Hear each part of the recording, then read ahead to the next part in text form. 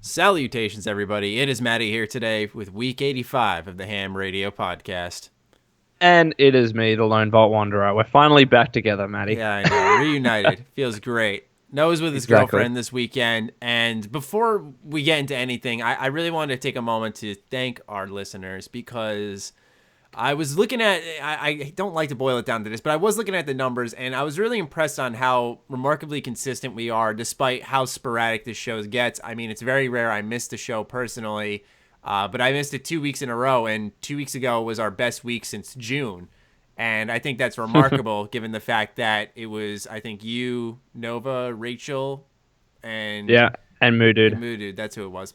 So I just think that's really cool that our audience is willing to work with us when the consistent cast isn't there. And you don't see that a lot with other podcasts. They're there for that personality, but I think we're really fortunate to have listeners who tune in to whatever. Yeah. And it doesn't matter, not that it doesn't matter, but they're willing to work with whoever's there and give them a chance, which is very uncommon with viewers. Very, very uncommon to see them just not go for that instant personality.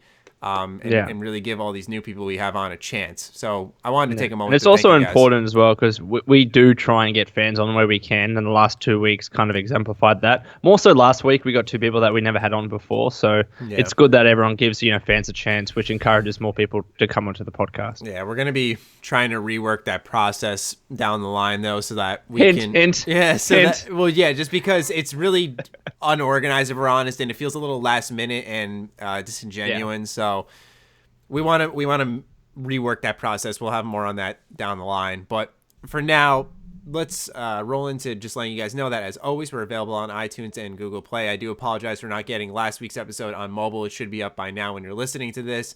As most of you know, if you listen to this show every week, I was gone because my grandma did pass away. So I tell you the truth, I was like, fuck making a mobile episode. I really don't feel like it. So yeah.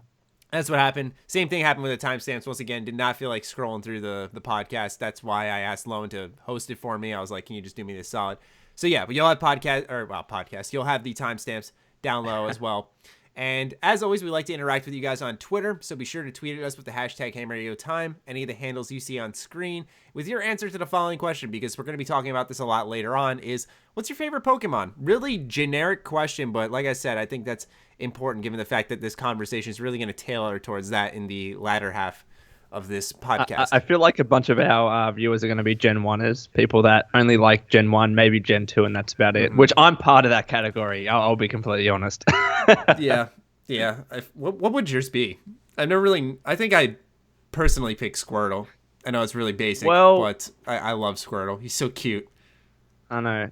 Initially, I think it must have been Charizard, I think, because I would always pick him. But eventually, I started to really like Dragonite. Dragonite is by far my most favorite Pokemon now. Yeah.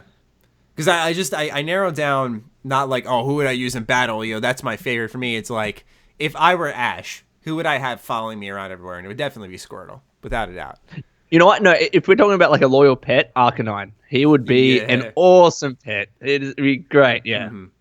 Because, I can imagine having Growlithe as a little baby, just like a little baby puppy. I have a Growlithe and Moon right now. It's beautiful. Anyway, let's roll into this week's Bethesda News Roundup. We have actually a lot to talk about. When we were looking for this, I'm like, there wasn't much going on. Then, Lone just spits out 4 different things. I'm like, okay, never mind. We got a podcast. Yeah, we got stuff to talk about. So let's start off with the most important news of the week, which is that Bethesda's pinball game was revealed. Yeah, so what it's going to be is a tabletop pinball game, digitally, of course, but it's going to be Doom, Elder Scrolls, Fallout. It's coming out December 6th. And so it's pretty soon. Yeah, it's from a company who's done Portal Pinball, Star Wars Pinball. They're known for doing pinball games on various licenses. So this isn't really out of the realm of possibility. It's just very weird after Fallout 4's popularity. Same thing with Elder Scrolls Skyrim, that you see these random things. Like you'll see Skyrim after its popularity.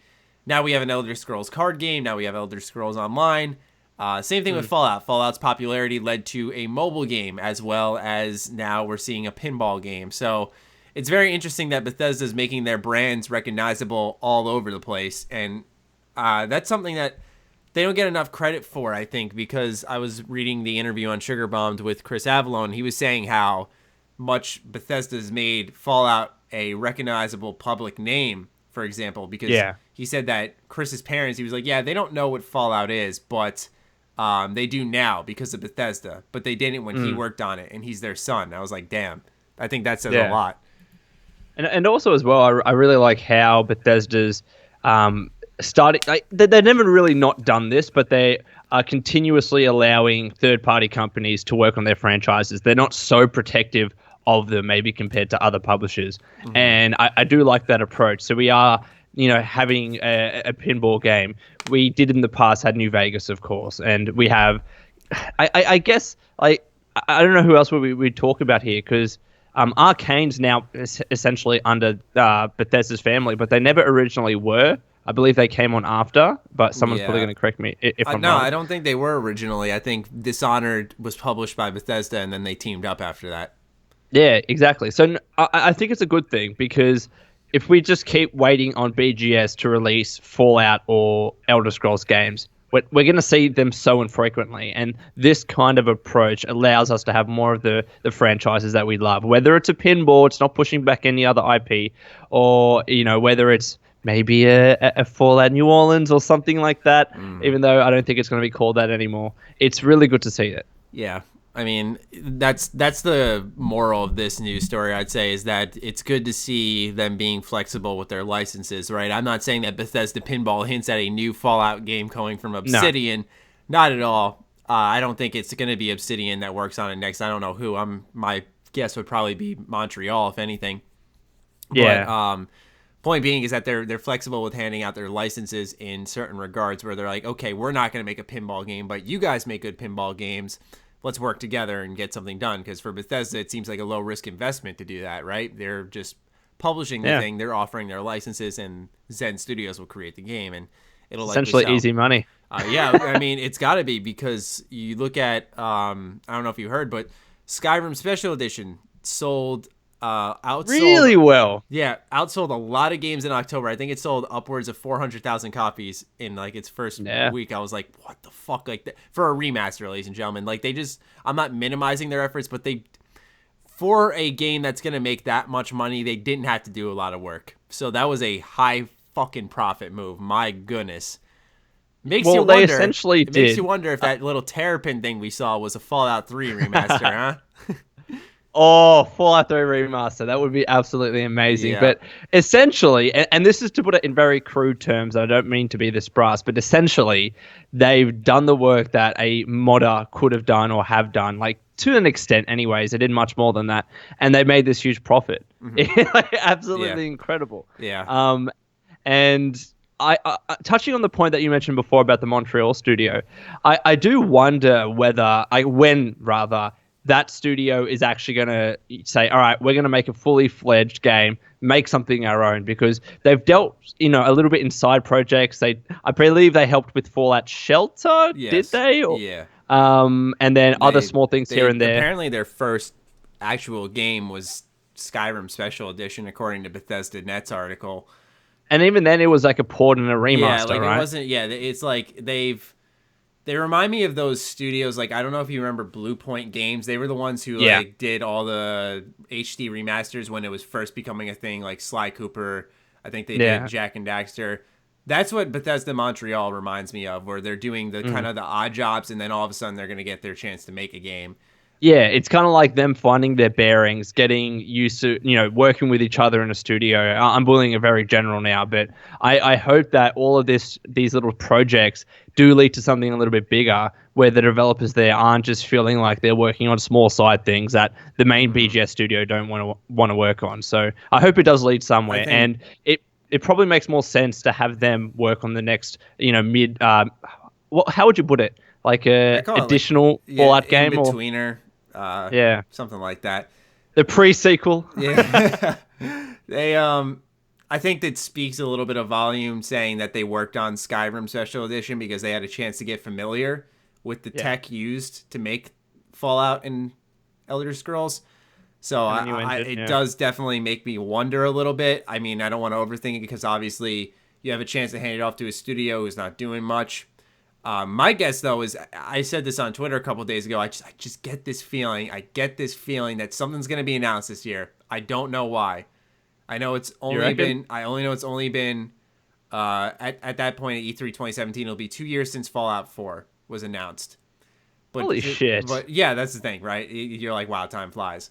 But for me, it's just with the way they've expanded their studio, the way they've been able to show that they can make a game in 2.5, 3 years. And I just get this feeling that something's going to be announced. And my prediction was, and I've said this before, was that they'll announce a new IP because that'll need more marketing. Regardless of the hype period, that will need more marketing, or else I feel they'll be setting them up for failure. Where if you announce it and then had a 9-month marketing campaign for a Starfield, we'll say hypothetically, that's my prediction. Because then that'll lead you into 2018, where it would be feasible for a Bethesda Game Studios game to launch. So I it's a hunch. Maybe it's just me clinging to hope of some kind, but I just get this feeling that they really do need, though, and this I think most people can agree with. Bethesda needs a new solid standalone IP, something that we know that we have Fallout, we know that we have Elder Scrolls. They're always going to sell well. They're very, very well entrenched franchises, but look to what else that they really have, and there's not that much. I mean, this is something that we'll talk about next or soon. Dishonored 2 is actually selling a little bit worse, apparently, than the original Dishonored. Yeah. Although Dishonored is becoming one of those mainstay franchises that Bethesda releases or publishes. They need something else, because looking around, there's not that much. Yeah, there's Prey. Yeah, there's Doom. But I really think they need something else to stand alone to say, all right, Bethesda's really, getting their bearings with this, and they're a mainstay huge publisher on the, comparable with Ubisoft or whoever. Yeah. Part of it, I think, is that Fallout 4 showed they had good ideas. I just don't think they used them really on the right franchise. And if they applied those ideas to other games, I think it would have worked out exceedingly well. I said this from day one, that Fallout 4 was BGS's chance to experiment. They would never have even dared to with their baby Elder Scrolls. No. But Fallout, it's not their franchise. Like, they've purchased it, of course, but really, it's not the franchise. No, of course not. It's not. You can say what you want, but I think a lot of us can speak, especially recently, when playing Skyrim Special Edition, you can see this really interesting attention to detail that is not present in Fallout 4. I love Fallout 4, but that attention to detail is not in Fallout 4 like it is in Skyrim. There's just this interconnection in every hold, and all these dungeons are well thought out. There's too much of a drop-off between the two games in the terms of the exploration quality that just says something about how much they care about the license. I know they love Fallout, don't get me wrong. I mean, Fallout 3's both of our favorite games, one of our favorite games at least. Yeah. And I think it says something when you look at Skyrim and then you look at Fallout 4. There's too big of a drop off where I think they wanted to, they've regardless of what they say. Todd just said in a recent interview, he's like, yeah, I'll always work on Fallout and Elder Scrolls. And you wonder if they really mean that, because you wonder what the design decisions they made with Fallout 4, are they getting burnt out with just back and forth and back and forth? Do they want to do something different? I think they do. I think that, like I said, the ideas put into Fallout 4 say they do. I know they use the reasoning of that's what you'd expect, and they're right to some degree, but in a Fallout game, I don't expect a voice protagonist, for example. Yeah. So I think they want to try new ideas, and I think they need a new IP for that, because I'll be all for those ideas in a different license. And they have a second studio now. I mean, I'm that's the other thing. That is why I was saying a game next year of some kind, because you have way more people to help accelerate the development of a game. You don't have just this 100-man team. You have, I don't know how big Montreal is right now, but we could say they have up to 200 people. That's double the time. Can that cut the workload in half? Or can they take on more in that same amount of time and make something even bigger? Yeah.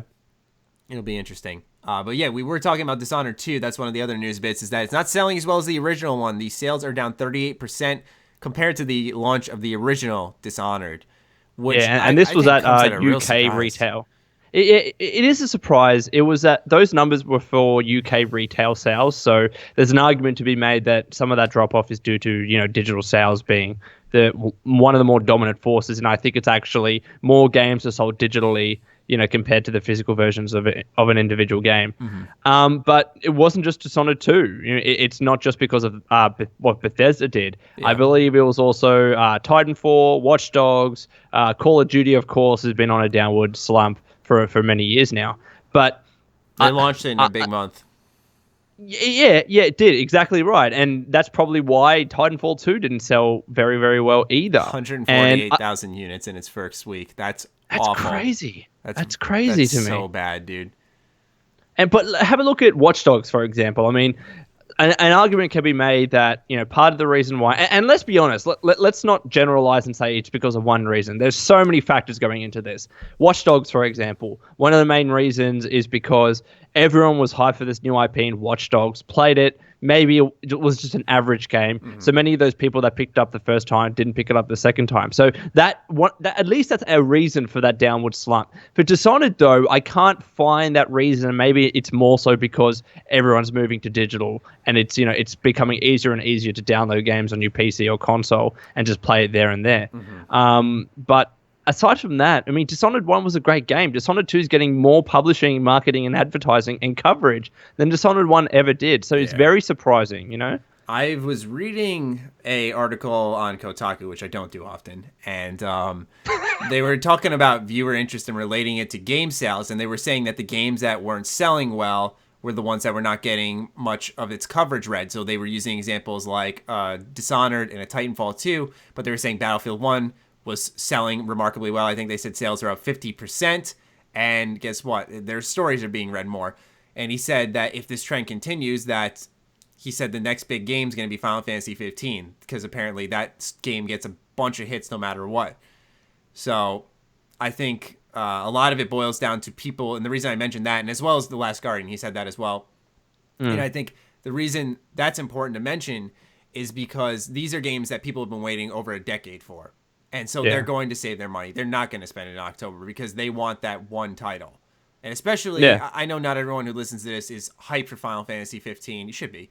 But if you're not, there are people out there who are, a lot of people, and that game is going to be, regardless of what you say, it's going to be huge. It's going to be a gigantic game that's going to be very hard for a lot of people to complete. So a lot of people don't want to get invested in another game because they're going to be spending $60 on a game that's going to have them hooked in for months and months probably, and especially with DLC, it's going to be crazy, man. And touching on that, this was an article that I read on gamesindustry.biz where they kind of talked about the UK games industry and why some of these games might be not selling as well as their counterparts. There are other reasons which are purely maybe game specific, like Watch Dogs, or publisher specific, and also as well people moving to digital, as I mentioned. But another reason that could explain this drop off in just game sales an individuals purchasing many games, now purchasing maybe fewer games, is because games nowadays are keeping you more invested into one game, and you're not hopping between different franchises. I mean, in the past, there wasn't really DLC, so you'd finish one game, 6 hours to 10 hours, however long it was, and you'd move to the next. Now there's DLC, there's Game Plus, or whatever the additional modes are when you finish a game. New Game Plus out in an upcoming New Game update. Plus. So and again, DLC and microtransactions, many games have online modes. So you stay invested in a game for much longer, so you don't really have a reason to purchase as many other games as you would have in the past, where there was no reason to stay around in one particular game. That's probably another reason why there could be more gamers out there, but they're purchasing fewer titles individually. That's true, though. It's absolutely true. A good example a lot of us can relate to is Fallout 4. One I can recently relate to is Overwatch. I've been playing that since launch every week. A lot of games out there that keep you hooked in for a while. There are going to be other games, like, for example, I think Pokemon's a game that I'll play, beat, and just be done with, right? I think it's going to be one of those titles. Let me look at my list. I mean, Doom got a lot of great post-launch support. I never really went back to it personally after that first couple of weeks. I was really big on it. Still one of my favorite games of the year. But yeah, once I was done with it, it was just like it was time to move on. When I say that I like to play a variety of different games, I don't like to stay invested in one game too much because, I feel like I'm not playing other games as a result. That's me coming from a perspective that I have, more disposable income than maybe other people would. So maybe other people that are maybe younger, have only part-time or casual jobs, can't afford to buy all of these games, perhaps like I can or someone else can in a similar position. So they're wanting to just buy fewer titles and get more enjoyment and time played out of this one title. And that's why, again, another reason why many gamers maybe not purchasing as many titles as they used to. So it's very interesting how the games industry is going. There are a plethora of factors why games like Dishonored, etc., aren't selling as well as they used to. Yeah, I've been really conflicted with that lately, where I've had a lot of thoughts lately where I'm like, I kind of just want to stop playing new games and go back and play some other ones. Like, there's games I miss that I just want to go back and play, but then This is what I'm doing. Yeah, but I'm in the conflict of, well, I have to stay up to date because I'm a YouTuber, and I'm not complaining, by the way, but I'm just saying that I do yearn to those days where I would just pick up one game on launch, and that would be my game for a decent amount of time, where I'm hoping that's going to be the case with Final Fantasy, but the chances are I might be reviewing The Last Guardian. I'm in contact with PlayStation.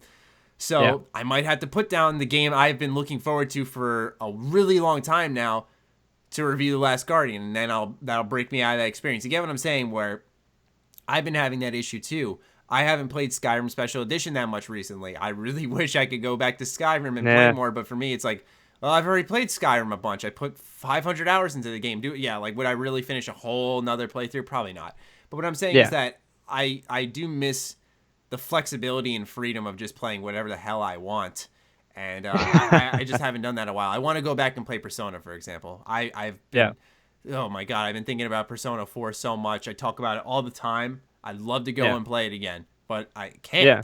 It sucks. And you know what the interesting thing is that when we hear a lot about, games aren't selling as well, blah, blah, blah, that might not be selling as well, but I don't think that's actually meaning that they're not making as much money. In fact, they're probably more profitable even with fewer games out there because of the plethora of microtransactions and additional DLC that gamers that are really invested in one game will continue to shell out. I mean, have a look at mobile games, for example. They're called the whales of the industry. The 5% of gamers that just spend so much money into one particular game. I mean, nowadays, that's where a lot of the sales are coming from. Look at Fallout 4 Season Pass. It was probably almost as much as the main game itself. Probably. Which makes it really puzzling why they stopped supporting the game. Really does. I was very disappointed in that. But they must have modeled it. Terrapin. They must have said Terrapin. But they must have considered that this is the price for the season pass, in proportion to whatever we're developing for it, all these DLC. But in any event, there are so many reasons why Dishonored 2 wouldn't be selling as well as the original Dishonored. But still, we don't really know. That's one country and one form of distribution in physical. So talking about Dishonored 2, though, it now works on PC. There has been a big patch that has come out and fixed the majority of the problems that were on it. 4.4 gigs, Matty. Really? It took me ages to download. Yeah. What the fuck, dude? I didn't know it was that big. It was massive. That's the thing, though. I made a video on it. This is why the fucking review policy is shit. A 4.4 gigabyte update. Are you kidding me? Because the game couldn't work on launch, you had that much data that needed to be fixed?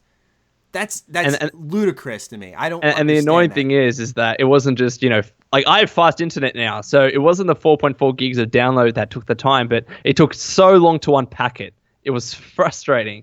And, what can you say? It's just the way the industry is now. Yeah, I understand that. Yeah, and that's the thing. I think of it, it's a double-edged sword. We're in a great position where games that don't work can get fixed.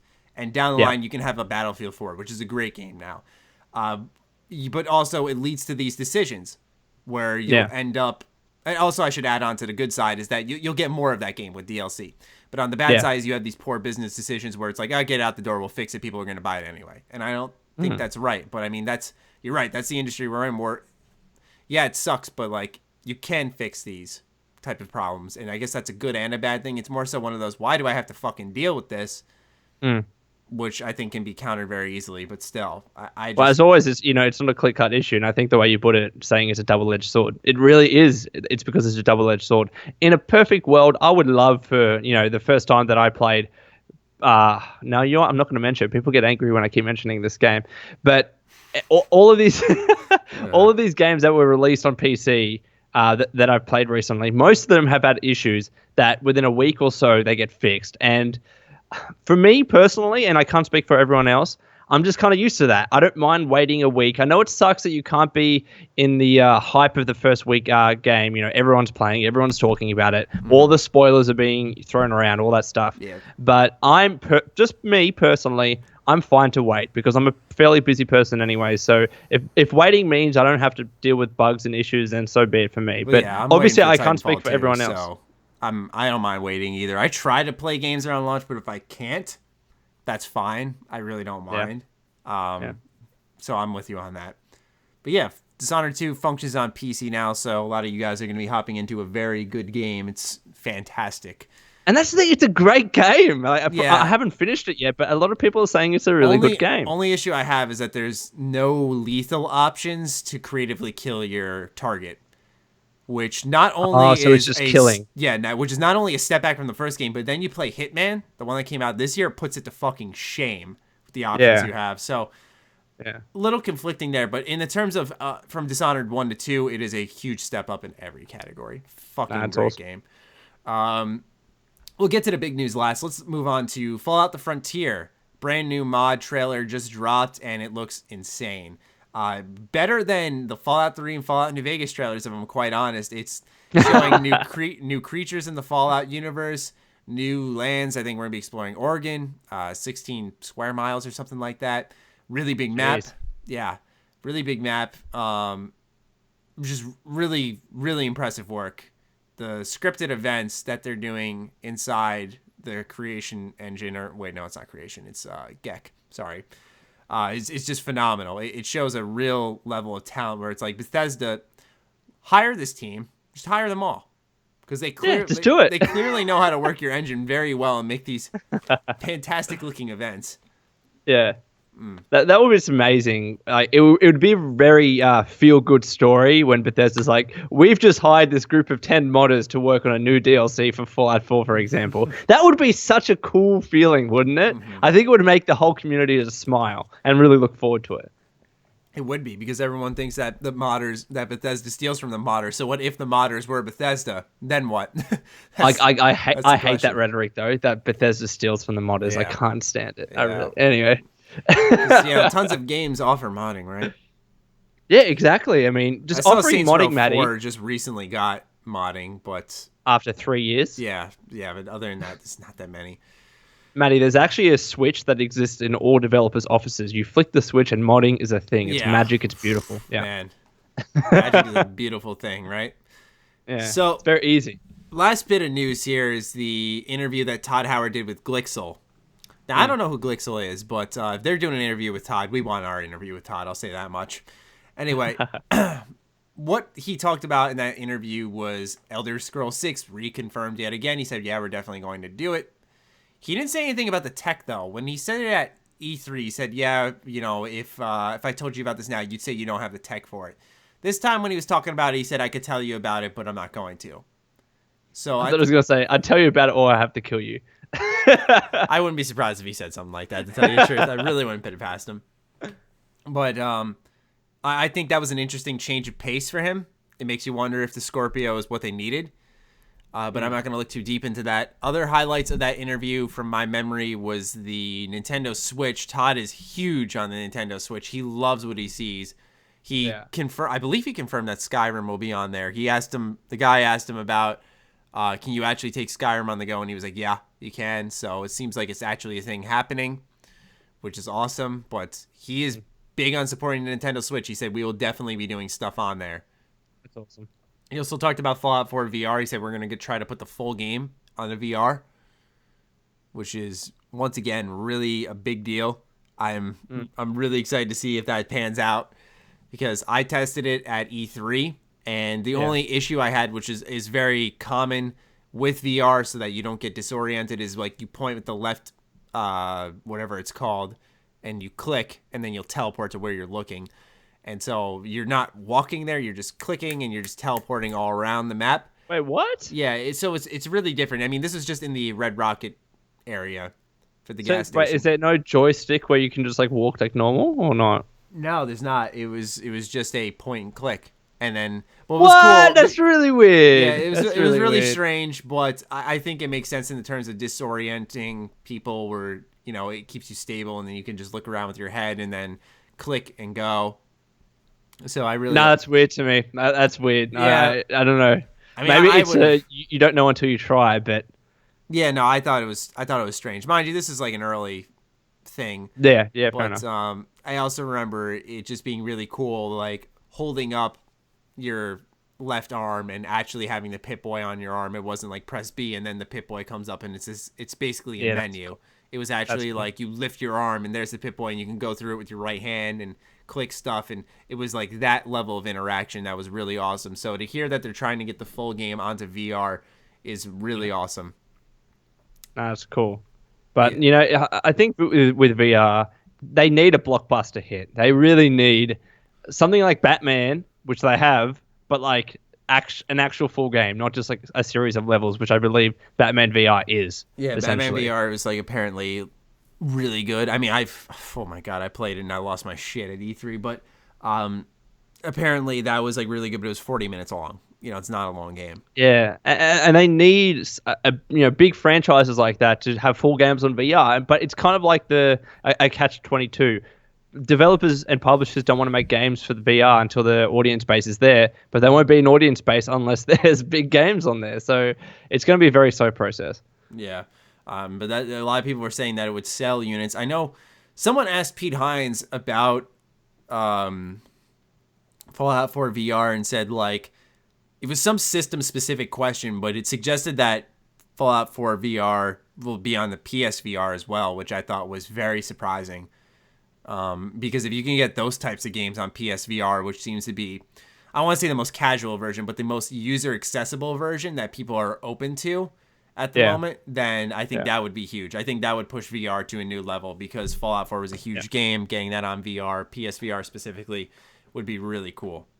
Yeah, definitely. I will say, though, that, someone that's tried PSVR, if you're used to even 1080p, very high ultra settings games on PC, going to PSVR is like putting a bunch of pixelated graphics that are very low res up into your eyes. It's noticeable. For me, personally, and I'm not trying to hate on it because it's made VR very accessible to the wide audience. But if you come from a PC gaming background, you do notice that very much straight away. It's very low res and pixelated. Mm-hmm. Yeah, there is a weird difference between them. But I'm looking forward to it. Imagine though that they're going to announce like Fallout 4 VR and it's going to be like the big release date and stuff. And they play a trailer and everyone's like, oh God, new Fallout game. And then it's like Fallout 4 VR. That would be the biggest slap in the face. I'm going to call that right fucking now. I just get this feeling, man. I don't know if I'm so confident now. No, I think we'll be able to very much tell that it is Fallout 4. Although, how the hell do you advertise a VR game? Anyway. That's true. But you could just be like, yeah, we're bringing Fallout 4 to VR.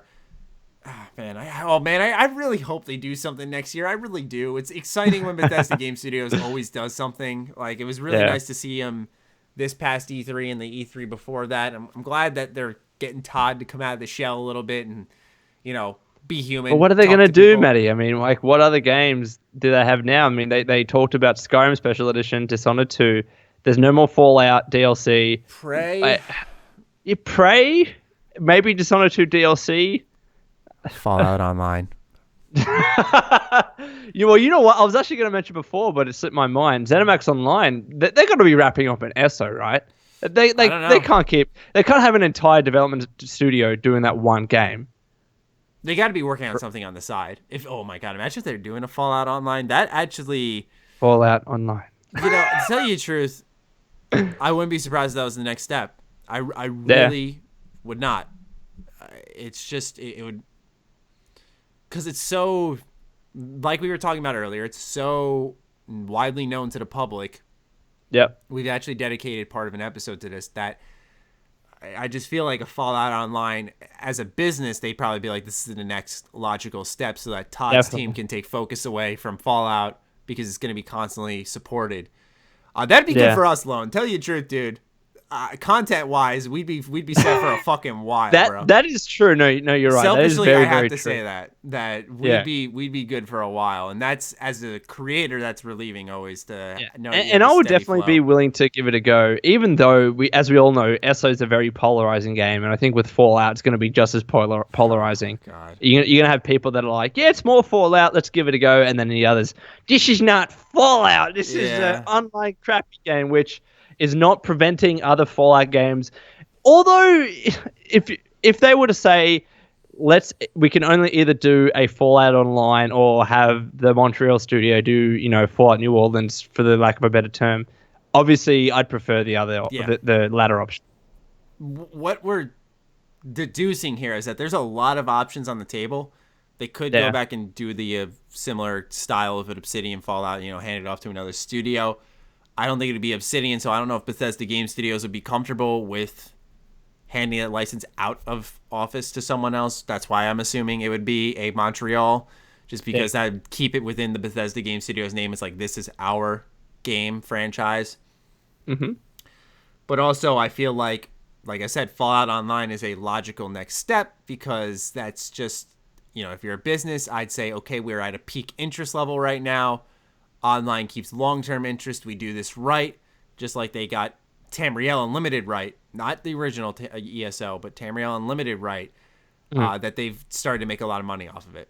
Well, that's the thing. They've finally gotten the formula right. SO at launch obviously wasn't as good as it could have been, but now, from all accounts, it's a very, very good game. And if they can start off on that foot with Fallout Online, it might not have that split in the community that SO brought in the first place. So who knows? Yep, time will tell. I wouldn't be... Okay, here's the thing that people need to realize is that it's going to happen at one point down the line. There's going to be some type of online mechanic for Fallout, whether it's multiplayer co-op or ESO kind of thing where it's a MMO.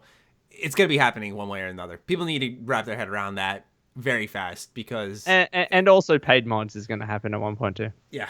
Right, we got lots of controversy to talk about. All right. YouTube drama. Yeah, get the clicks. Yeah. Clickbaity heading. No, dude. What's funny though is I don't even do this intentionally, but I've noticed when I put exposed in two titles, because it just, in terms of grammar, it made sense. I didn't even think about it. Like, how Bethesda's review policy was horribly exposed. And exposed. I think I put exposed in a thumbnail. It wasn't even the title. I put it in a thumbnail, and that video went viral. And then this review policy video is doing really well. I'm like, is this like really a thing? Like, people actually Keemstar my videos? They're like, yo, exposed? I gotta look at this. So it's flashy words, Matty. You gotta cut down on them. Exposed. Yeah. But sometimes it just makes sense. Anyway. That's true. So we're all on to segment 3. What games we're playing, our favorite video games, news bits. Lone, I see you've been gaming a lot recently. I have been. So if people don't follow me on my personal channel, I've had a bit of a YouTube midlife crisis, which I've attributed initially anyways a lot to my very personal, busy personal schedule rather. And I just hadn't had the time to make videos. And I just got to the point where doing these news update videos, one, they were taking away time from me gaming, and two, I just wasn't enjoying them as much anymore. I wasn't feeling that excitement that I felt when I did news videos for Fallout 4, and obviously that's died down. So I've just started to say, I just said, fuck it, I don't care about views on my channel anymore. It's slowly dying out, so I'm just going to do Let's Plays on my channel and just view YouTube personally, solely as a hobby, and not trying to be, I have a YouTube as a career, which for a while, arguably, I was trying to do on the side and manage a full-time job, which was just never going to fucking happen. So I've been playing Fallout 3 again and Assassin's Creed 1, which has just been a blast to stream. I've been doing the streams and then recording that at the same time and putting it into Let's Play format. It allows me to stream. It allows me to make videos. So I've been really having fun with it. To tell you the truth, that's where a lot of people find success. They just say, okay, I'm going to give up on the long-term plan of this is my goal. And they just do what they want, and they find success there. So I'm sure you will. Because people, that like to dislike ratio is nuts, dude. That was insane. It was absolutely insane. But you know what the funny thing is, Manny, now that we're talking about YouTube just a little bit, I know that my subs haven't gone away, because when I made a video on my channel about my YouTube channel is dying and that's the truth, before that, on average, my videos would get like 2 to 3, maybe 4,000 views. That video, which got 90% plus of my current subscribers watching it, has almost 9,000 views. They're all there. They're all there wanting to click on my videos, but they just didn't. until they saw that video, which is a bit drama-filled, and they wanted to click on it. Whereas before that, no joke, maybe 70% or 20% to 25% on my subscribers would only click on my videos. So suddenly they all came out of the woodwork. Yeah. And I could tell. I've realized one thing that's really important to sustaining the life of a channel. And I realized this as well after I made a more personal video just thanking people because it was a year since Fallout 4. And I was like, I just want to say thanks because I didn't expect anyone to stay around this long. I thought my channel would die a month or two after. And it didn't. In fact, things improved. And I realized that viewers really appreciate when you touch base and they stay invested longer when they know you care. Because before that, obviously, I had that drama. Oh, God, I said drama. Fuck. I'm really pleasant. I had that issue with the whole Skyrim Special Edition lore title thing. It was really silly. But before that, I never really sat down and touched base with my subs for a while. And that's not like me. I usually do that pretty consistently. Every month or two, I'll sit down and just talk to them and say, like, hey, thanks for everything. This is how things are going for me right now. And I think that's why you've seen a reactivation of people is because not that they didn't think you didn't care, but you touched base with them. You told them what's going on. You were very honest. And they respected that and were like, let's help him out. He's a great guy. He's clearly invested. He's made up his mind. He knows what he wants. Yeah. And the thing is, I was probably a little bit hard on myself because as we found out in the coming weeks, it seems to be a YouTube trend. Mm-hmm. And I don't know if it's just gaming channels, but a lot of big time and mid-tier and even small gaming channels like myself. Now it's like fixing itself because my stuff's like starting to pick back up. But like at the same time, like now it's like middle of the ground. Now like there was that week it was like 10K, 15K. I'm like, what's happening? And then like now 20K, everyone was 30K. Going down. Yeah, like everyone, ladies and gentlemen, it was nuts. It was like a widespread creator panic. We're like, does everyone just hate us now? So yeah, it was it's pretty stressful. So I decided to, I guess, stop because the thing is, I do harp on the fact that I have a full-time job, but I have a great job that's providing me with income. That's lets me to, have my own apartment and buy all these games and be able to do YouTube in the first place. So that has to be my priority. And of course, my girlfriend as well. I'm just viewing YouTube solely as a hobby and I wasn't enjoying the videos I was making, but I enjoy playing games and I wasn't doing that before because of YouTube. So now I'm literally melding streaming, YouTube, and playing games all in one, and it's just working. I'm having so much fun. Cool. Any news that you're fond of? Nintendo Switch. So apparently, with Pokemon Sun and Moon coming out, I was very tempted to buy it. I was very tempted to get a 3DS, which would have been, I think, $250 or $300 or something, Australian, mind you. I saw some news that apparently there's going to be a third Pokemon game, like they usually do. It was like Pokemon Emerald and Pokemon Crystal. There's going to be a third Pokemon game apparently called Pokemon Stars that comes out on the Nintendo Switch. So there's actually the handheld Pokemon game that's moved to the Nintendo Switch, which has made me very happy that I didn't buy a 3DS in the first place because that money is now going to go to the Switch console, which not only Pokemon Stars, but then you've got Breath of the Wild, which is just amazing. It looks fucking awesome. I wish I could get into Zelda.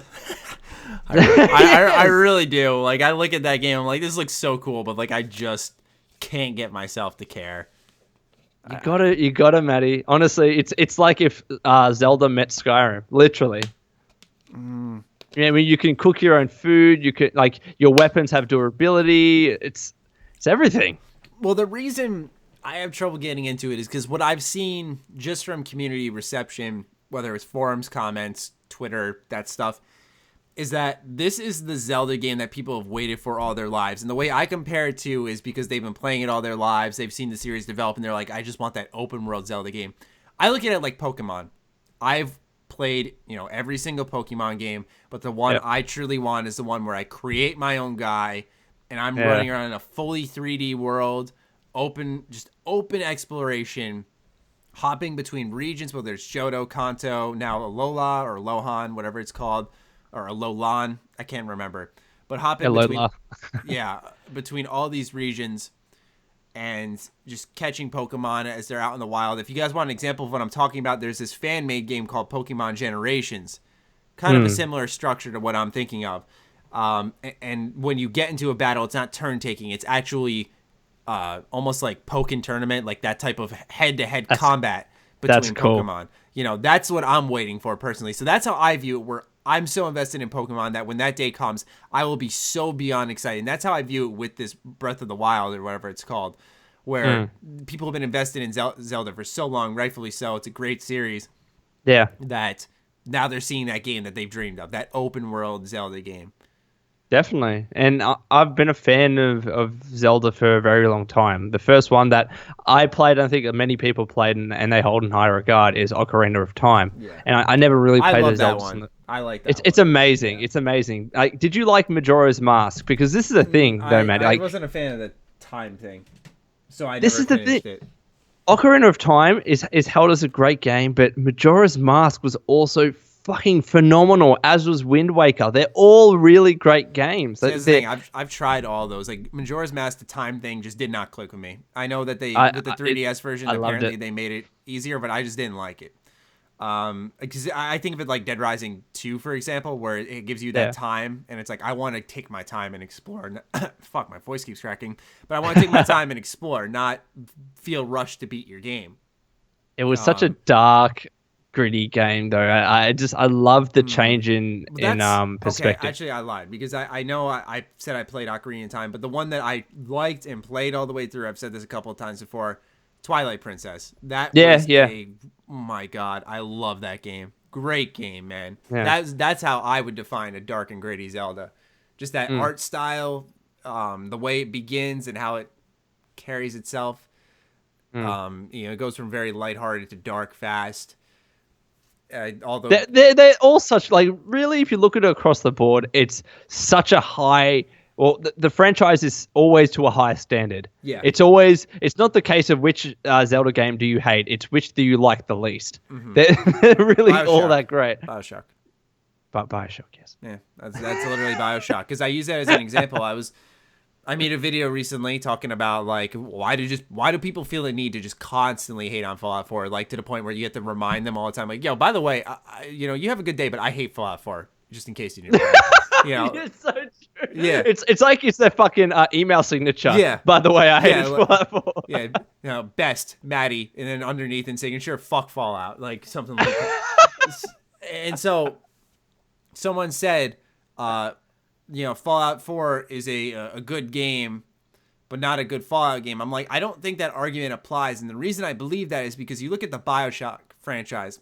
You look at BioShock 2, which I think is a fantastic video game, but is widely regarded as not a good BioShock game, just not a good game in general, because the series is held to such a high standard. And I think the same problem could apply to Fallout with that argument. So that just whole Zelda discussion reminded me of BioShock 2 and how I use that as an example recently, because I think a lot of people get that mixed up with what a bad game is, what a disappointing game is, and what a game is that's bad for a series, and what... It's so much complication involved there. And it's always tricky to meet fan expectations, and it's only getting harder when there are more and more fans invested in each franchise. Yeah. And it's interesting because, and this is why, mind you, that the first game that's released in a franchise is usually regarded as the best, because it's not like any design decision you've made like in a sequel, right, or an additional game that might contradict or not meet what happened in the first game. But the first game establishes everything, so you can't complain that something was not the way you wanted it to be. Mm-hmm. But when there's a second game and a third and a fourth, you're like, oh, but that was different to the first game. Why isn't it like this? They've completely changed how everything was. But if that game was released as a standalone, it probably wouldn't receive that negativity, right? Mm-hmm. I mean, if Fallout 4 was released, how do I put this, right? If Fallout 3, we have Fallout 3 that was released. If that was exactly how Fallout 4 was, obviously down, reduce the graphics, all that stuff, people probably would have loved it, right? And they probably wouldn't have compared it so harshly, compared to Fallout 3, because that was such an amazing game. So I always try and bear that in mind, that things need to change, games do change, and I got to manage and temper my expectations, because not everything can be like the first time you pick up a franchise and you have that nostalgia there. It's so hard to get it right. Yeah, that's the thing. I remember saying in a video, oh my God, it was long before Fallout 4 came out, but it was one of my more popular pre-Fallout 4 videos before my channel grew, As I was saying, letting go of nostalgia is key. Like Fallout 3 and New Vegas are some of our favorite games. But Fallout 4 will not be Fallout 3 or Fallout New Vegas. You are going to have to accept it for what it is and prepare yourself. That's why I entered Fallout 4 with that mindset, and I fucking like the game a lot. Yeah. So for me, I didn't go in there expecting Fallout 3 because Fallout 3 is one of the best games ever made, in my opinion. You know, it nails its tone and its world and its music. Oh, God, like, it's such a fucking great game. And this is the thing, Matty, right? Like, when I played Fallout New Vegas, I went into Fallout New Vegas thinking I'd get Fallout 3, and I didn't get that. So the first time I played, I was disappointed. Same, yep. I was utterly disappointed. But then you think back on it and say, you know what? New Vegas was a great game. You know, it allowed you to have choice and support who you wanted. It had great factions.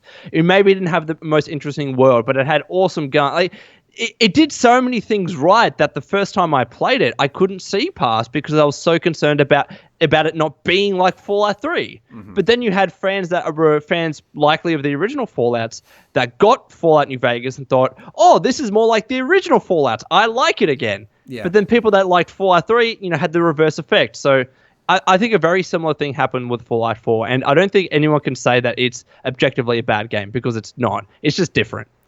Welcome to the H.A.M Radio Podcast. We're talking about Zelda will inevitably lead to Fallout 4 and if it's good or bad. We were talking about Pokemon a little bit, and I've been playing Pokemon Moon this week. How is it? Oh, man, dude, I think this is one of the most overrated games of the fucking year, if I'm honest. Oh, here we go. All right. Exposed. All right, go on. Yeah, exposed.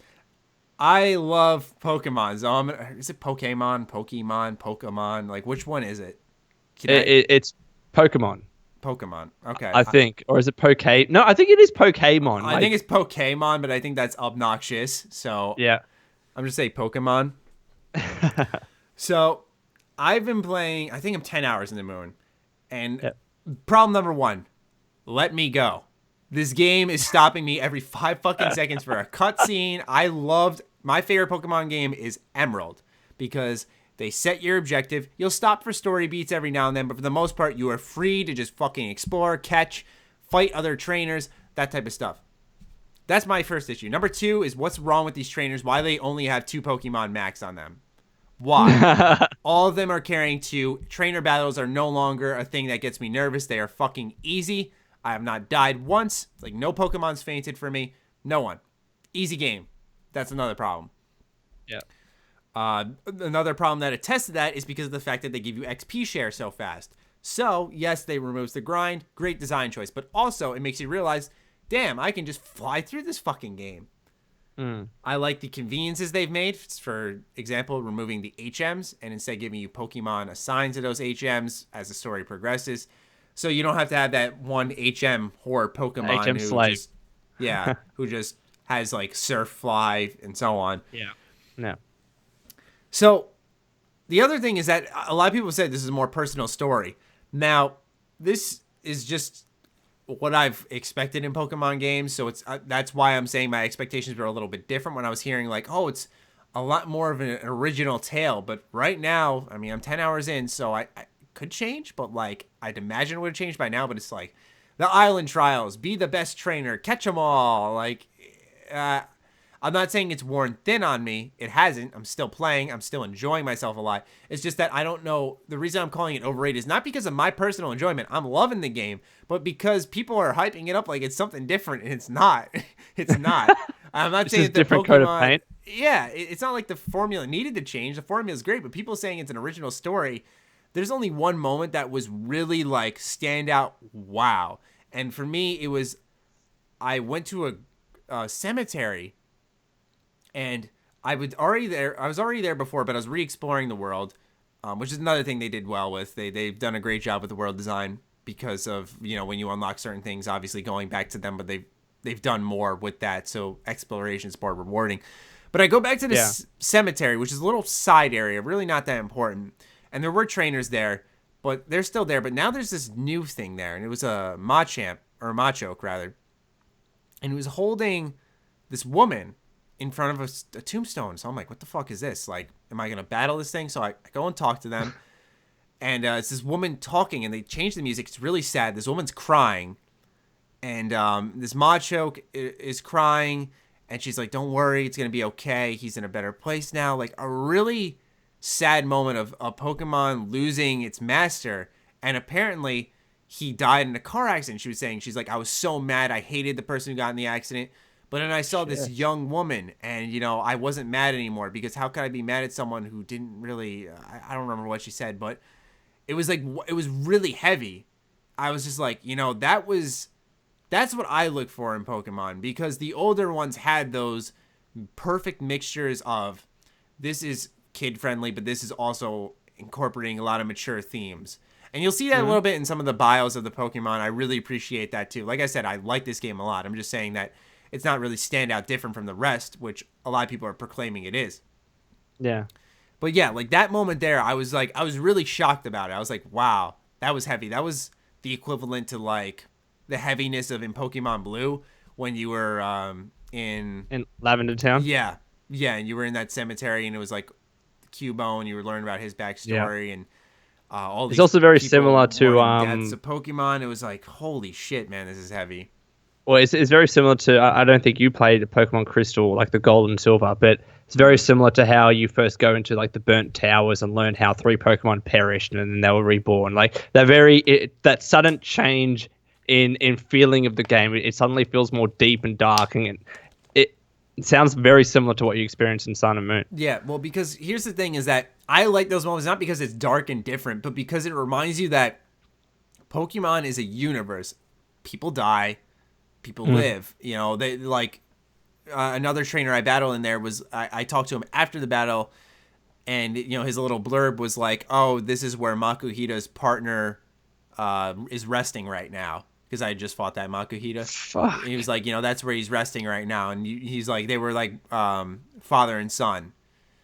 So, you know, you have those more interconnected moments that remind you that it's not like, oh, Pokemon just faints and, you know, you're best friends forever. Like they pass away. Those human connections to the Pokemon universe, I think, are really important. And I'm glad to see that Moon is tying them in. But some of its main story... part of the reason it's lacking is because I can't tell if they're trying to build up to something more serious. There's a lot of mystery in Alola that I'm trying to figure out that I really like. But then you have Team Skull. Have you seen anything on Team Skull? Oh, they look so terrible, don't they? Dumbest choice. Dumbest choice. I was so upset when I saw them like dancing oddly and walking to like this weird rap music. What's up, dude? You know, like they have they have the coolest battle music in the game as far as I'm concerned right now. But like. When I see him show up, I'm like, yo, you're never gonna beat Team Rocket, Team Magma, Team Aqua. Like, I know, like Team Magma, it was like awesome. You've given me nostalgia feels now. Yeah, like, you know, obviously, I think it would just be smart. Hey, why not go? It's been so long. They keep trying to innovate these new teams. I would be like, wait, it's been so long. Why don't we go back to Team Rocket? Why don't we bring, like, why not? Right? I maybe I'm wrong, but I think that would be interesting. I feel like whatever they're fucking called, they feel more like comic relief, but the bad guys in the game shouldn't be comic relief. That's the thing. They should be the bad guys. Because I thought they were like a joke, like, whatever. And then like I read, I had a notification on my 3DS and I looked at it and then it was like a promotion for Pokemon Sun and Moon. And they were like, oh yeah, and like, you know, conquer all the island trials, but make sure to stop Team Skull from wreaking havoc on Alola. I'm like, these are really like the bad guys. Really, they are. Like, they don't have anything up their sleeves right now. Damn. Yeah. Damn. I mean, here's the thing though. It's like, it's a great game. It's just, I think it's very overrated based off the bold claims people are making. Like, it's an original story. It's really different. I'm like, no, it's not. That's interesting. Like, also, the island trials are really easy too. Like, there's no puzzles so far. There's only 4 of them. Well, there's 4 islands. There's 7 trials. One of the islands has like, I think 3 trials or something like that. So yeah, like I like the world of Alola. It's just I'm very conflicted on this game right now, and that's why part of the reason I'm pushing through. It's not like I was expecting. Here's the thing too: is I didn't pay close attention to any of the marketing aside from like some of the new Pokemon, like the Alola Sandslash, the Alola Meowth. That type of stuff really caught my eye. Executor, of course. But I didn't really pay close attention to anything else outside of that. Like, I didn't know who Team Skull was. Didn't know any of the characters. Didn't know much about Alola, to tell you the truth. So I was going into this very blind. So to say that I was kind of like disappointed so far, I think says a lot, especially someone who's played all the Pokemon games.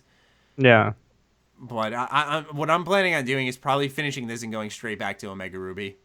Like I'm gonna play the Pokemon game that I really like. Yeah, fair enough. I don't know. I was someone that was very invested in the build up and marketing for this game, and I haven't picked it up because now I'm waiting for the Nintendo Switch. But I don't know. At start, I felt like I was being very harsh on the designs for the Pokemon, and eventually I was like, well, you know what? Here's about 6 or 7 Pokemon that would form part of my team. But I don't know, like, I'm not trying to sound like a Gen 1er and say Gen 1 was the best, because it had shitty Pokemon too, very basic designed Pokemon. But just kind of looking backwards. Yeah.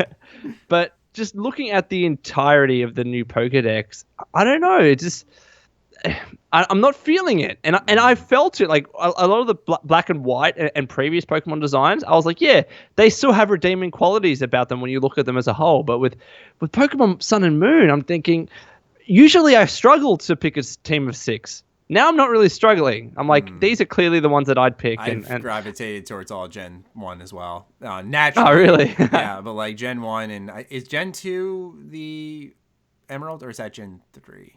No, that's Gen 3. Okay. Yeah, I can't remember. But, But usually what I do, though, is try and pick one Pokemon, like my favorite Pokemon, Dragonite, of course, from the previous ones, and then try and go all new. So I have like my buddy, like Ash kind of has Pikachu. Mm-hmm. I have my buddy, my favorite Pokemon, and then I try and get the new ones to try and mix it up. But yeah, it's a good game. Don't get me wrong. It's just there's like you just said. Yeah, something's not clicking for me. It's because it tries comic relief in so many areas. And it's like, number one, the game's not that heavy anyway. It really isn't.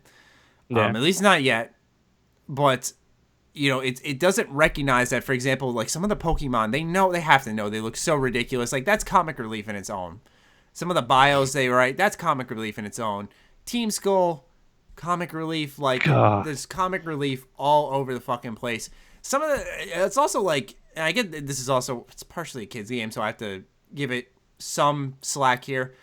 But like it's weird design choices. Like I walk into a city, he's like, "Hey you, what's up? Oh, you look like a great trainer. Here's this core story item that you're gonna need later on." It's like, who the fuck are you again? Like, I'm sorry, that's me just being a critical gamer. I don't really knock points, I put that in quotes, off of Pokemon Sun or Moon for that. Just for me, I see that, I'm like, what the fuck? Like, if I'm in real life, no one's gonna walk up to me and give me a very important item. They probably have family, friends, like someone to give that to. Why would they just be like, you look like a good trainer? Like, I haven't seen you battle before. You just look like a good one. And I guess if you look the part in Pokemon, you get the job done. Shit. I guess it's kind of one of those pet peeve things where to you, it's like you're being, I guess, irrationally angry about that, but you accept it. Mm-hmm. Yeah, like I'll admit, like a lot of things I'm nitpicking on, for sure. Yeah. But I think it's also because I guess this is how some people fall off or feel, but like for me, it's, I see some things that people have been talking up, like the story, and I'm like, this really isn't a story. It's like that typical explore the world. Because I see the reason I want to wrap it back to Emerald is because I really appreciate how that game was designed, because you had that main narrative, go be the Pokemon champion, conquer the Elite Four, but you had the mystery of Rayquaza. You had the mystery and the combat between Team Aqua and Magma, and they were threatening ending the world in a really interesting plot. So it all interwove into a story where it's like, you have that ultimate goal where you're going to conquer, the Elite Four. Yeah, and this is the thing though, Matty. Where I don't know if you played Ruby or Sapphire, but if you played Ruby or Sapphire, the bad guys helping you would actually change. So from memory, and I don't know if I'm right with this, but if you played Sapphire, Team Magma was your friend. And if you played Team Pokemon Ruby, then Team fucking Aqua was your friend. So it changed it. It made it like it was a very similar story, on either side. But I found that always very, very cool about it. And then Emerald just completely changed that too. They were great games. Yeah, and so I kind of look at that and how they interweaved, like having the faction story, like a Team Rocket, with the typical Pokemon be the best trainer you can be story, and also the mystery of the new legendaries. I think that was like the perfect mix, where Moon is like, there's definitely good mystery on the legendaries, who they are, what they mean to these islands. That's really well done. The main story, you have this general go conquer all the island challenges. Interesting premise. Island challenge trials themselves aren't really anything to brag about because they're not like puzzles compared to the Pokemon gyms. And then there's the grand trial where you take on the Kahuna, which is like the leader of the island. So it's interesting in that regard. But I like the puzzles in the Pokemon gyms, if I'm honest. I really did appreciate Fair those. Enough. Maybe not other people did. But I think while seeing the series evolve into this 3D Pokemon universe, I think it's really cool to see them try these puzzles in different ways that they couldn't before. And I didn't see that so far in Moon. Yeah. It's just, I guess it's one of those things where it's still good. It's just different. Yeah. And sometimes it's hard to let that go as a longtime fan of the series. Yeah, absolutely. And so that's why I'm saying, like, I think it's overrated, but it's still, I've said it multiple times to hopefully get my point across to anyone I'm going to piss off that I think it's still a fucking great game. You know? Yeah. But regardless, my favorite news, get onto that. And we won't stay on this one too long, of course, is Final Fantasy 15 is finally coming out next week. So excited, Matty. I know. I've been talking about this game for a while, and I cannot wait. This is the game that I keep breaking my will on. I'm like, I can't watch anything on this. And then like I'll see a little suggestion like 15 minutes of Final Fantasy 15 gameplay. I'm like, okay, like it's like a couple 100-hour game. What if I watch like a minute of this? And I'll watch a minute. I'm like, nope, you can't do this, Matt. Nope, you got to experience this fresh. And like it's been the hardest thing ever. Like arguably as hard as Fallout 4 for me. Like I'm trying so hard not to watch anything on this game, not to read anything, but it's so exciting, man. I am so okay. Here's the thing. Kid in the candy store. Yeah, because here's the thing is that people are finally trying Final Fantasy 15, but a lot of people who aren't trying it are like, oh, I haven't played the other 14. And I'm just sitting there like, dude, you don't have to. They're not one after the other after the other after the other. They're like each a brand new Final Fantasy game. Just in that universe, they have nothing to do with one another unless it's like 7, which has to deal with like Crisis Core, or 10 or 13. Those are tied into each other, but 15 is no different from 14 online or 12, or is different rather from 14 online, 12, 11, and so on. All standalone. So if you're on the fence and listening to this right now, you've liked what you've seen for Final Fantasy 15. I've heard big corporations like the IGN, the GameSpot, have review copies, so I'm sure you'll have your review around launch day. If your interest is piqued on this game, but you thought that it wouldn't be worth it because you haven't played other Final Fantasy games, if the reviews end up being good, then I would say go for it. Because you don't have to play the previous games at all. But not at all. I mean, you'll have probably a deeper appreciation for like, for example, I'm so excited in the car that you drive around. The soundtrack in the game, it's not music, it's like previous Final Fantasy game music. So that's like cool. The exploration themes, the other battle music, it's going to be so fucking awesome to just have a huge nostalgia trip while I'm driving around or flying. You can turn your car into a ship and fly. See what I'm saying? Like, this is so cool. I can't wait. Can I ask one thing? All right. Why are they still sticking with like calling it Final Fantasy 15 and 14 and 13? Like, why are they still sticking with that numbered titles when they don't really make sense because they're not really sequels of another? Nah, that's a good question. I'm sure maybe someone's answered it out there. I think it's because the series is popular. Final Fantasy 15 has a lot of interest. It's selling anyway, where they can continue this style of naming the games this way. It doesn't need to make sense. Yeah, exactly. Yeah. It does make sense, but I'm saying that they can keep naming the games in this style because it's not impacting sales. Yeah, fair enough. You know, if anything, it's helping. Dishonored 2, and they're like, oh, I never played the first one, I'm not buying this. Where with Final Fantasy, it's become gradually common knowledge. It's like, I don't have to play the other 14. I'm just going to play 15. Or people see this ridiculously high number and think, there's no way this is all connected for 15 fucking games. I'm going to play this one. Could you imagine if it was like they released Final Fantasy 16 and it just ties all the stories together in some sort of brilliant way? There's one game that's getting close to that. That's Kingdom Hearts 3. That's tied into 1, 2, Birth by Sleep, 358 over 2 days. Nice. Rechain of Memories, Recoded. I have 6 games counted right now. I believe there's 9. There's going to be Chapter 2, Birth by Sleep, Key back cover. Did I say Dream Drop Distance? Yeah. That's all I can think of right now. I have 8 games counted though right now. So yeah, like they're getting there. Where like those are all 8 games are gonna tie into the story for Kingdom Hearts 3, which will be 9. That's so cool. Yeah, there are game series like that, and ironically, that's by Square Enix as well.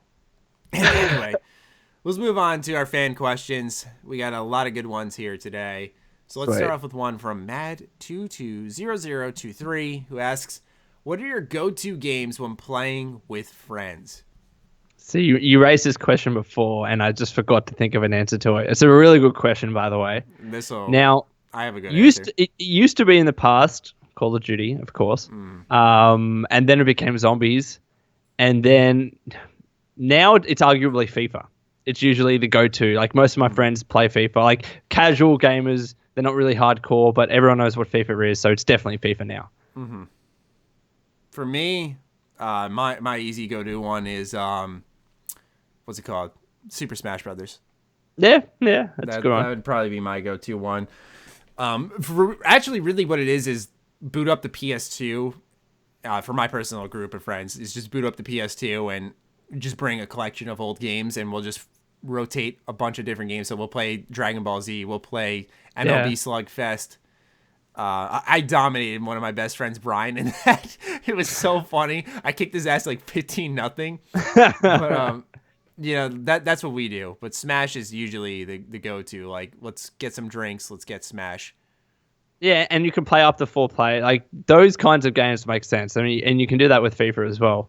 And this is why even though I don't really have friends coming around the apartment because I'm in a different city, but if I was back home, games that had split screen or that had everyone playing on screen at the same time, those are always the most fun. Mm-hmm. Yeah, those types of games always work out pretty well with friends. But yeah, for me, Smash or bust. Next question comes from guest from last week, the Desert Ranger, who says, "Worst facepalm moment you've ever had?" Oh, yeah. Do you have an answer? Oh man, probably have to involve it. It would have to involve a girl, one thing for me. So it was facepalm if you were looking at me doing this, but for me it was very embarrassing. So I was in primary school, maybe year 4 or 5, and I was doing a presentation speech, and I was trying to say like the word 6, and I ended up saying sex. And this is in front of like a bunch of primary school kids. It was all very funny. Everyone laughed. It was facepalm, and then I just went off and cried. Really? Yeah. I was so embarrassed. How old were you? I want to say I was fairly young. I think it was. It must have been year 3 or 4. Oh, so okay. I don't know what age I would have been then, but yeah, I must have been below the age of 10. Okay, yeah, that makes sense then. I thought you meant like this is recently. Like I went off and cried. I'm like, oh, he's just kidding. No. You're like, no, I did. I'm That's like, how I deal with my emotions, Matty. It's really hard to make me cry personally. Like, not in a way like I gotta be raw because I don't like showing my emotions. I'm a pretty emotional gotta be guy. A man. Yeah, for me it's just like I will get to the point where my tear ducts will be full. Like I'll feel my eyes water, but it's like I have to come on, let him go. Like I don't know why they just don't come out. It's weird, but for me a facepalm moment. I think I told this story, so I'm gonna avoid that one, especially because it's really fucking humiliating. It sounds like you're running off a list or something of just like stories you have that you whip out at any time. I have my head in my hands. A fucking facepalm moment. You can do it, Matty. Oh man. He's like going through his head and thinking, nah, can't tell that one. Can't tell that one. I'm going That's going to kill my channel. That'll end my career. That'll prevent a future job. Companies won't want to work with me after that. So. No, I mean, yeah, there are definitely stories like that, but those aren't the ones that have gone through my head. I'm going through the ones that are safe stories. Safe stories. Okay. I got one from my freshman year of high school. So I'm in my English classroom, and it's me, Ivan, and this kid who I'm friends with. I don't know why his name matters, so forget it. But we're just like sitting there talking, and so you know how like college desks are set up, like the chair and the desk are connected into one, and there's no like leg under the desk. That's so uncomfortable. Yeah. Yeah. So that was like the thing in my high school to have those. And since this is my first year and I'm coming from junior high where like we had those 4-legged desks and then those plastic chairs. So you were like, it was your chair and your desk, not all in one. So I used to sit on my desk a lot. So I go to sit on my desk here during English class and down I go with a full backpack. I fucking roll across the floor. Oh no. Yeah, I'm just like laying on my back like fuck. Like I can't believe I just fucking sat on the desk and there's no leg to support it. So literally I was just dropping on my ass literally. and this is in front of everyone. I'm just like, oh my god. Oh, it's so embarrassing. Yeah, like I know everyone's gonna walk out in the hallway and instantly go, yo, did you see that kid fall? And so for did you see that fucking kid fall? For me, it was like the second I put my ass on the desk, I was like, oh boy. That's when I facepalmed for myself. I was like, oh boy. Like, why did you sit there? Well, it's like every time you're about to fall over or, miss grabbing onto something, it's that split second where you know you're fucked up. Like, or like when you're about to fall into a pool or something. Yeah. It was at this moment Matty knew he fucked up. Yeah, and, like I just picture a freeze frame of me like right about to hit the ground, and then boom, just there goes the desk. Everyone turns their head. I'm on my ass, like, oh my god. And then of course the teachers, they have to be, the caretakers at heart, where they're like, oh my god, are you okay? I'm like, oh, stop yelling, please. Like I'm fine. Don't bring more attention here. I'm humiliated. That's brilliant. Speaking of brilliant, guy named Andy, very active user on Sugar Bombed, asked a brilliant question. If you could have dinner and sex with anyone in history, who would it be and why? Oh, Christ. So, see, Matty and I, he brought up this question before, and we both admitted that we're not very good at history. So it has to be someone that's not alive today, correct? Yeah. All right, I'm looking up female historical figures right now. What did we do the same? Female historical figures. It's even a suggestion. Oh, wow. Who are these girls? Holy shit. Who are these girls? Let's go images. That's what I'm doing. It's like the second and third girl. Do you see that? Oh, wait. I know this. Is that Marilyn Monroe? I don't know. But hold on. I know this girl. She's the fourth image. She's in one of my favorite movies ever made. I have to get her name. Okay. Hold on. Let's see if I can find it. View gallery. I have to go through 76 photos. I'm gonna do this. Joan of Arc, dude. Oh man, what a catch. I'm in a page called Women Who Changed the World, and I'm just seeing most recent ones. Is this her? Oh, but some of them are still alive though. Let me see if this is. Hold on, before I answer this question, let me see if this is the same woman I'm thinking of. Yeah, I'll say Marilyn Monroe. That's who I'll say. She in what was the Christmas movie? Oh fuck, what was it? Oh my god, what was it? You know what? No, I've got a great answer. You ready for this? Yeah. Billie Holiday. Ooh. Does that name better be familiar to any of you watching this? If you don't know who Billie Holiday is, turn off the fucking podcast. Oh man, should know by now. Okay. Yeah, I got a good one. Yeah. Her name is Ingrid Bergman. Ingrid Bergman. She was the wife in It's a Wonderful Life. Oh my god, she is gorgeous, dude. Ingrid Bergman. Oh yeah. Like, and I think Fallout fans can appreciate her. She's kind of like your pinner sort of girl. You know what I'm saying, or whatever the word is. She's very pretty. Yeah, definitely a date and do it woman. No, just kidding. I wanna go on multiple dates. Okay. And have it. No, she's yeah. That's a good answer, Matty. Yeah. Anyone in history, I'll take her. I'm pretty sure she passed away too, so like that counts. She's historical. Oh yeah, died 1982. So okay, that's sad. Yeah. So Billie Holiday and Ingrid Bergman. All right, that's an answer I didn't expect to walk away with. Final question will wrap around to gaming. Meme Fesser asks, what are your thoughts on fast travel in video games? Should they exist or should they be limited? And he used an example of carriages in Skyrim. So this was an interesting question because I was a fan of the Fallout 3 mod that you can only fast travel using a motorbike. And I think these kinds of fast travel methods are they're a really good balance, because what you don't want is a game that you have to walk everywhere to get everywhere, because people that just don't have a lot of time to play games like myself don't want to spend 80% of their fucking game time just walking around like Fallout 4 hardcore mode, which I'm still a bit shitty about. I hated how they did that, because that's not hardcore. It doesn't make it hard. It just makes it long and annoying. So that's why I do like those fast travel methods, because I can understand why some people think fast travel is cheap. So that if you are still playing Fallout 3, that mod where you can only travel with a motorcycle that you have to maintain and keep filled up with fuel, great mod. So yeah, I do like those fast travel methods. Yeah. For me, I think it's more of a world building type of thing, where for Skyrim, you see these carriages around the world. It's like, okay, this is how they get from point A to point B in a quick fashion. Not everyone walks around everywhere. In Fallout, it's like, how did you all get here? How do you all go from one place to the other in a quick fashion? Where it's not just teleporting. Skyrim, it made sense. You have carriages. Fallout didn't really have that.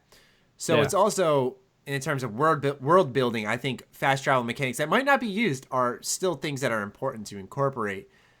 But for me, should they exist or should they be limited? Like you said, fast travel should always exist, because not every gamer will have the time to walk everywhere. Yeah. But should they be limited? Maybe, yeah. I don't like certain games where they have fast travel points. I think that becomes a little redundant and breaks up the flow, where you want to get from one place to the other. You go to a certain place and that'll take you to the other place. I'm not a fan of that. For me, I don't have an issue with the way hardcore mode in Fallout 4 works, though. I like the walking everywhere aspect, because I think to myself, if I'm the Wanderer, then that's exactly what I'm doing. I'm wandering around. Get it? Oh, that's a great song. No, but all they need to do is just give us the choice, I think. I mean, the only thing I was a bit shitty about with the hardcore mode is that hardcore mode would have been a mode that I could have played practically, given my schedule, had it not been for that one particular aspect. I would have liked to have had, all right, you can fast travel everywhere, or you can walk everywhere, or, there's some sort of happy in between medium. But all or nothing is just... Here's the way a lot of games can fix their problems. And I'm not saying this is a flip of the switch fix, but I think this is a post-launch fix that they could do, or something they can do mid-development if they've put a focus on it. Customizable difficulty. If I don't want fast travel, let me turn that off. If I want to have options for my eating and fatigue and all that stuff, like for a Fallout 4 hardcore, we'll use it as an example, then let me turn that on or off. Let me customize the experience. I know Dishonored is going to be having a patch that, like we mentioned earlier, will be adding New Game Plus, but it will also be adding customizable difficulty. And I think, especially in Dishonored 2, that type of mechanic makes sense. But I think in an open world, you could have mechanics that can be disabled or enabled, like a fast travel, to tailor the experience to a certain play style, where you'll have those nights where maybe you'll cave in, and you're trying to do that, for example, a run through where you're not fast traveling, and you'll be really lazy that night, and you'll cave in and you'll fast travel. Yeah, that's your fault. But maybe if you had it disabled, you'd say, fuck it, I'm just going to have to walk anyway, right? So. I just wish there was a way that Fallout could have the equivalent of Skyrim's horses or Borderlands cars. Something that at least expedited the traveling process if you did want to individually physically move around everywhere. Because in Fallout, I mean, it's fast travel or walking. In Skyrim, it's fast travel, horse, back, or walking. At least there is that kind of in-between medium that... what could Fallout be? Because cars don't really exist. Like, I know that there are I'll use the word helicopters. I don't know the actual names. Oh, Vertibird. Vertibird, sorry. And then, like, there are those kinds of mechanics there, but I'm talking about for people on the ground. There's not really cars. There's not really motorcycles. What can there be? Brahmin? I don't know. I suggested that before launch in a wish list episode, because I at the point in time I wasn't aware that horses don't exist in the Fallout universe, which was, I suppose, short-sighted of me. But I didn't know that, and so I was thinking, like, what other types of travel could you have? And people were like, Brahmin, but Brahmin aren't really... They're very slow. Yeah, I was going to say, they don't get you around at a quicker pace. Now, hypothetically speaking, we could tie in the Fallout 4 Settlement DLC from Wasteland Workshop, which lets you tame animals, and then you could tame a Yao Guai and ride that around maybe. I don't know. Could you imagine riding a Yao Guai into battle? To me, that seems like breaking the fourth wall way too much. But I agree. There has to be this vehicle that you can drive. I don't know. A Wanamingo there. Yeah, that would be beautiful. I'd be very happy with that. But God, they're fucking terrifying. But I feel like a motorcycle would be good. I know that they really... I mean, you see them all around in Fallout 4. Yeah, easily one could be repaired.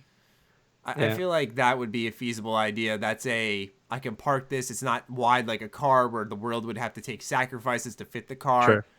I think a motorcycle would work in the terms of Fallout game. And it's shown it can work like the Highwayman in Fallout 2. That's a vehicle in the Fallout universe that became resource management. It wasn't just a thing that you could cruise around wherever. You had to make sure you took care of it in that regard because it used ammo that you could be using as its fuel. Let's be honest. One of the biggest influences of Fallout is Mad Max, and Mad Max had vehicles. Like, there's no real reason. I mean, fucking Fallout has vertibirds, and people are saying that vehicles aren't realistic. Of course they're realistic. There's vertibirds, for God's sakes, and big blimps in the sky, like the Pridwin. Like, the thing is that I feel like what separates Fallout and Mad Max is that lack of cars almost, because you put cars in there. Obviously, people are going to be like, well, where's car combat? I know people are going to say that's a stretch. Now. Yeah, I was going to say. And then it's Mad Max at that point. Well, then just motorcycles there, no cars. Yeah, motorcycle would make sense. Now that you mention it, like, all you see are destroyed cars. It's like, dude, people just walk and then settle, and that's it. Yeah, it's just... I get it. It's that wandering aspect. It's, I understand. And if Fallout were to never introduce motorcycles or if another form of travel, I'd understand. Just keep fast travel, because I think at the end of the day, it is a game. I know people like things to be immersive and realistic, but when people have real life obligations that don't want to walk everywhere in a game, walking isn't fun. It's fun when you have the time to immerse yourself. Here's what I thought of, though, is that when I'm playing a Bethesda Game Studios game, especially that first time, it's that walking that is so rewarding a lot of the times, right? You're taking in those sights. If you're in a car, you have to stop to take in those sights. And a lot of times you'll be like, eh. So I think it's a design choice, because when you're walking, you'll have those moments where you'll intentionally walk really slow and like pan the camera across and be like, holy fuck, this is gorgeous. And you can't really, and it's not that you can't have that in a car, but sometimes you fly by too fast to really have that moment where when you're walking. Yeah, true. And you also fly by areas that you would otherwise explore if you were walking. So I get that. So maybe like an old dingy motorcycle that doesn't run too fast. I think a end game reward as a motorcycle, I think that would make sense. Okay. I think that would be fair. And then obviously people complain, then put a patch in where you can get it early in the game at some point to really feel out the reception. Yeah, this is the beauty of modern gaming. Yes. Anyway, that's all the questions we have. That'll wrap up episode 85 of the H.A.M Radio Podcast. Nice. We're getting to 100, Matty. We're very close, dude. It's beautiful. We're going to do something special. Yeah, we got to figure that out. We're getting there. Although we're still 15 weeks away, so when you put it that way, it's still next year. That's true. At least it's after the Christmas break, so we have some time to go away, think about it. Then we'll come back and have an awesome 100 podcast. True. All right, man. This has been fun. I really feel rejuvenated right now. So this has been a really good conversation. That's good. That's good. And we'll in the future we'll try and get fans back on the podcast. I know that last 2 weeks we did. This week we decided Maddie and I just wanted to have a more one-on-one podcast, which are always fun to do. Mm-hmm. Yeah, and a lot of you guys seem to really enjoy those too. So we thank those who stayed this late. As always, be sure to tweet us and let us know if you stayed this long, because you're the viewers we like to personally thank. Yep. So other than that, Lone, any final words? No, we'll see you next week. Oh, actually, I won't be here next week, so you'll see Maddie. You'll see but at least I'm warning you. Yeah. Mm-hmm. And maybe Noah. Who the fuck knows? Who the fuck knows? Who the fuck knows? All right, guys. Thank you for listening, and we'll catch you next week.